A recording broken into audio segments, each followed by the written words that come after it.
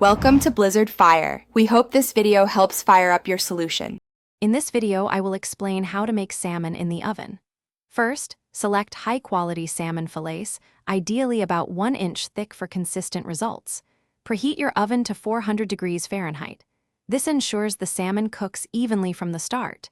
Gently pat the salmon dry with paper towels.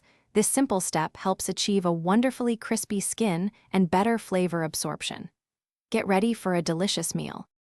Now, let's get those flavors right. Drizzle each salmon fillet with about 1 tablespoon of olive oil, ensuring it's lightly coated. Then, season generously with salt, freshly ground black pepper, and any herbs you love, like dill or parsley. For a hassle-free cleanup, line a baking sheet with parchment paper before placing your seasoned salmon on it. This prevents sticking and makes washing up a breeze. It's time to cook.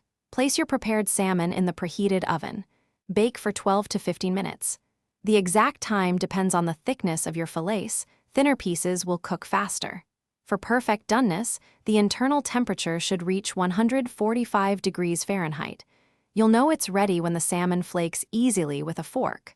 Avoid overcooking to keep it moist.